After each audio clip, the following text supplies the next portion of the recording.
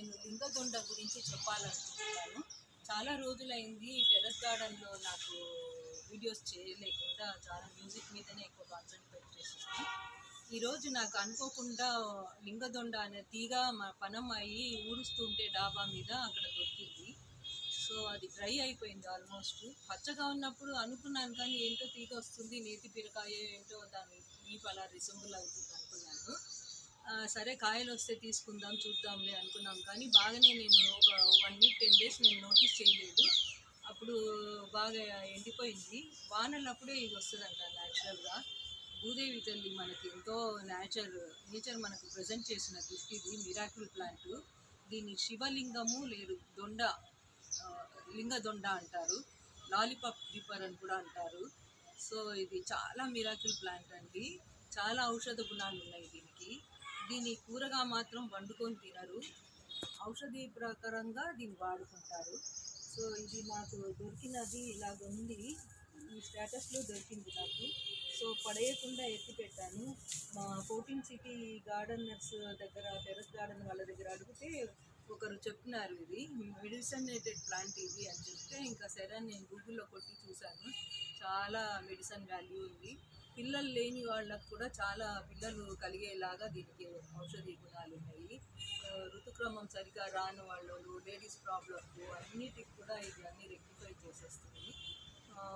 వీళ్ళకి పిల్లలు, భార్యాభర్తలకు పిల్లలు కలగలేదంటే కూడా ఇది ఆయుర్వేదిక్ డాక్టర్ని కన్సల్ట్ చేసుకొని వాళ్ళు చక్కగా ఈ మెడిసిన్ లాగా, ఇది ఈ గింజ బాగుంటుంది, ఇట్లా శివుడు షేప్లోనే ఉంటుంది, లింగం షేప్లో. శివలింగము అంటారు. శివుడి లింగము దగ్గర వచ్చి చూసుకుంటే తెలుస్తుంది. ఇదిగోండి ఎండలో పెట్టాను, శివుడి లాగానే ఉంది చూడండి,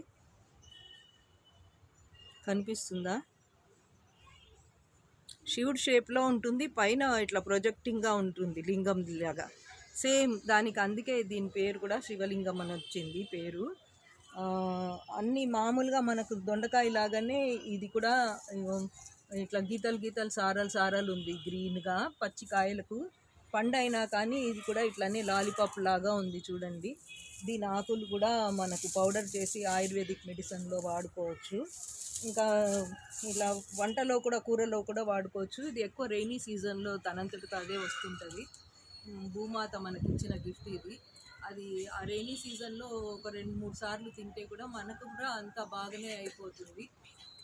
యాంటీ బ్యాక్టీరియల్ ఇది, యాంటీ ఫంగల్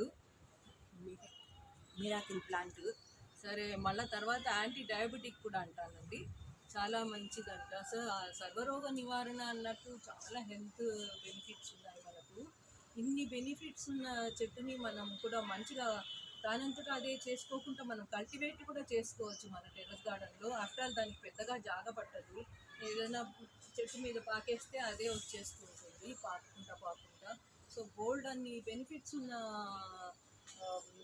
ఈ ప్లాంట్ని, మిరాకిల్ క్రీపర్ని మనము బాగా టెర్రస్ గార్డెనర్స్ కూడా అందరూ దీన్ని పెంచుకోవచ్చు. కల్టివేట్ చేసి మెడికేటెడ్గా మనం అప్పుడప్పుడు ఈ సీజన్లో, రెయినీ సీజన్లో 2-3 టైమ్స్ కూరగా చేసుకోవచ్చు. పప్పుతోటి ఆర్డినరీగా మనం పప్పుతోటి ఎట్లా వండుకుంటామో అలాగా వండుకోవచ్చు, తాలింపులాగా వేసుకోవచ్చు. తర్వాత జనరల్ టానిక్ లాగా కూడా ఇది అనమాట. అన్నీ దీనిని రెక్టిఫై చేస్తుంది. అన్ని దుర్గుణాలు ఏమన్నా ఉన్నాయంటే కూడా కరెక్ట్గా వచ్చేస్తుంది. సో మనకు సెగగడ్డలు అట్లాంటివి ఏమన్నా ఉన్నా కానీ దీని పేస్ట్ నూరి అది ఆ ప్లేస్లో పెడితే స్కిన్ మంట దానికంతా పోతుంది. ఆ సెగగడ్డలు కూడా అణిగిపోతుంది, బాగా అణిగిపోయి ఇంకా బాగా క్యూర్ అయిపోతుంది. సో ఇన్ని బెనిఫిట్స్ ఉన్న చెట్టుని మనం కూడా టెర్రస్ గార్డెనర్స్ మనం కల్టివేట్ చేసుకుందాం. ఇక్కడ నుంచి నేచర్ ఇచ్చిందే కాకుండా మనం ఇంకా కల్టివేట్ చేసుకుంటే మనం అందరం కూడా బెనిఫిట్ పొందొచ్చు ఫ్రెండ్స్. ఓకేనా? రైట్.